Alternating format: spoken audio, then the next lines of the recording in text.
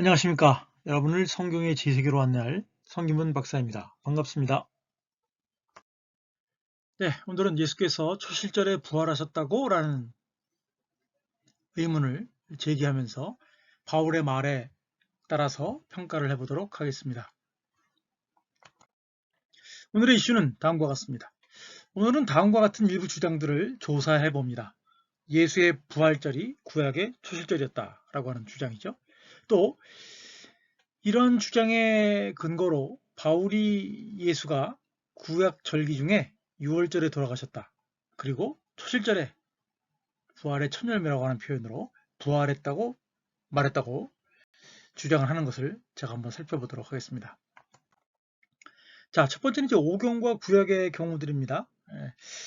오경과 구약에 대해서는 다른 데서도 좀 얘기를 했지만 관련된 부분이 있어가지고 다시 한번 언급합니다. 첫 번째, 구약의 첫 열매는 무엇인가 라고 하는 거죠. 이 첫 열매 하면 이제 떠오르는 게 이제 두 가지입니다, 주로. 첫 번째는 레위기의 초실절의 첫 열매. 문제점은 이제 푸른 보리의 오메르는 첫 오메르는 흔들고 제사장에게 주고 다른 밀가루로 만든 소재를 번제단에 태워드린다라고 하는 내용이고요. 두 번째는 이제 출애굽기 레위기에 나타나는 77절의 첫 열매입니다. 밀가루 5분의 1 레바로 딱 두 개를 효모를 넣어서 유교병을 만들어서 흔들고 제사장에게 주고 또 다른 것으로 이제 소재를 드리는 내용으로 나온다고 하는 거죠. 그래서 제가 다른 데서 살펴봤지만 첫 열매라고 하는 표현은 사실은 이제 77절에서만 나오고 이 초실절에서는 그 추수의 첫 오메르라고 하는 표현으로 나오고 있다는 겁니다. 77절 레위기 23장에 푸른 보리의 오메르를 흔드는 날 10절에 너희는 내가 너희에게 주는 땅에 들어가서 너희의 곡물을 거둘 때에 너희의 추수의 첫 오메르를 제사장에게로 가져갈 것이요 제사장은 너희를 위하여 그 오메르를 여호와 앞에 기쁘게 받으심이 되도록 흔들되 안식일 이튿날에 흔들 것이며 12절에 너희가 그 오메르를 흔드는 날에 13절 그 소재로는 기름 섞인 고운 가루 10분의 2 에바를 여호와께 드려 음식 예물로 삼아 향기로운 냄새가 되게 하고 네. 이 초실절 푸른 보리 오메르의 경우에는 재밌는 표현이 요제로 드리는 게 하나님이 기쁘게 받으실 수 있도록 그렇게 얘기를 하고 있고 소재를 태웠을 때 이제 향기로운 냄새를 낸다라는 표현이 나온다고 하는 거죠. 그러니까 이 초실절에도 이 보리와 밀이 함께 드려졌다는 것이고 이 보리는 요제로 밀가루는 음식 예물로 태워졌다라고 하는 거죠. 그러니까 여기서 나오는 이제 그 밀가루는 새 밀가루는 아니고 그죠? 그 전해에 모아졌던 이제 거의 뭐 마지막에 가까운 밀가루라고 할 수가 있겠죠. 그래서 여기 나오듯이 이제 고운 가루라고 하는 것은 이제 밀가루로 봐야 합니다. 17절에도 그런 내용이 나오죠. 77절 재밌게도 이 민수기 28장 26절에서는 초실절이라고 불러요. 77절을 새 소재를 여호와께 드리되 너희의 처소에서 10분의 2 에바로 만든 떡 2개를 가져다 흔들지니 이는 고운 가루에 누룩을 넣어서 구운 것이라. 요제로 드린다. 태우지 않는다. 익히되 번제단에서 태우지 않는단 말이죠. 18절에 너희는 1년 된 흠없는 어린 양 7마리와 어린 수수 1마리와 순양 2마리를 드리되 이것들을 그 소제와 술제물과 함께 여호와께 드려 번제로 삼을지니. 그러니까 보리오메르 드리는 거하고 똑같이 기본의 형태인 이제 번제, 소제, 술제물은 드린다라고 하는 거죠. 20절에 보면 제사장은 그 첫 이삭의 떡을 2마리 어린 양과 함께 여호와 앞에 흔들어서 요제를 삼을 것이요. 이것은 이제 여호와께 드리는 성물이라고 말하고 있죠.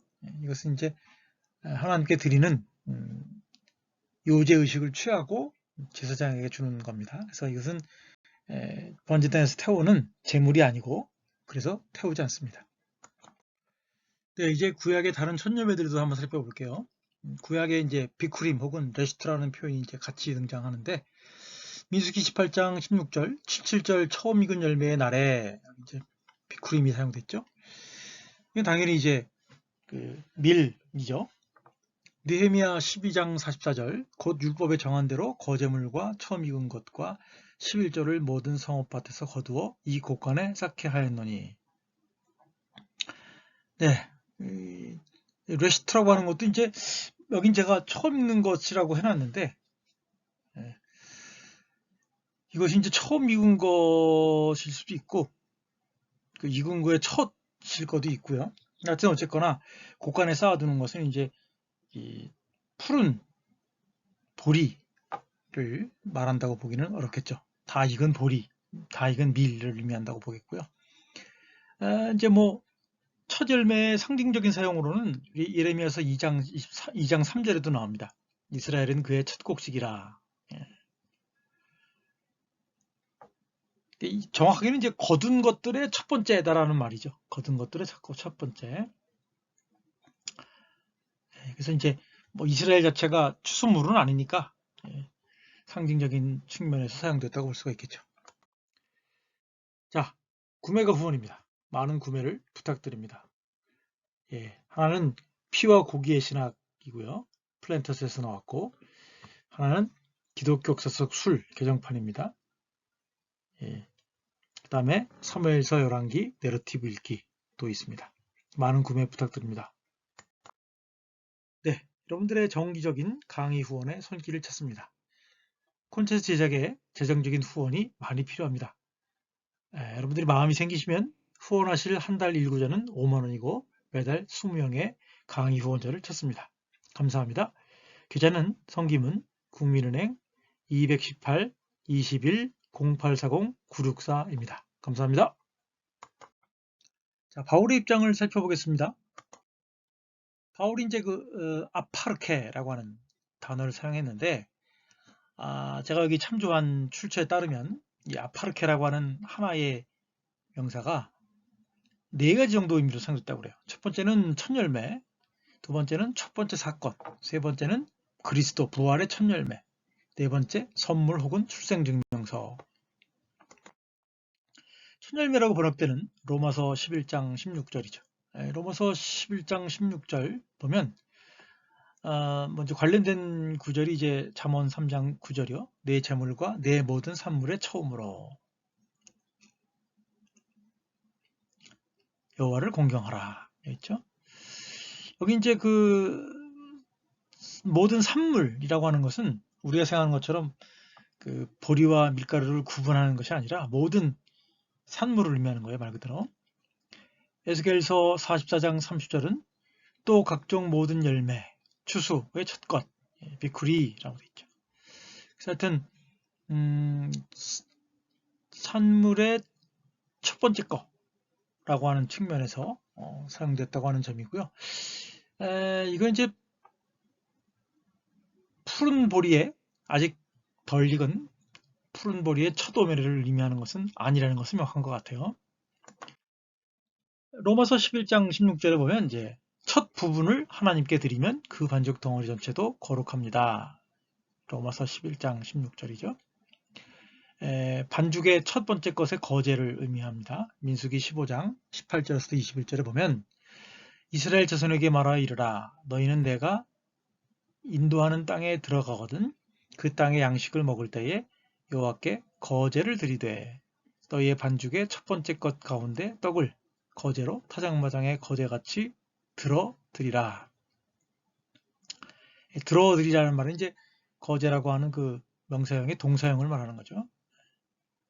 요제는 좌우로 흔드는 거고 거제는 위아래로 흔드는 거라고 이제 후대 유대인들이 그렇게 해석을 했습니다.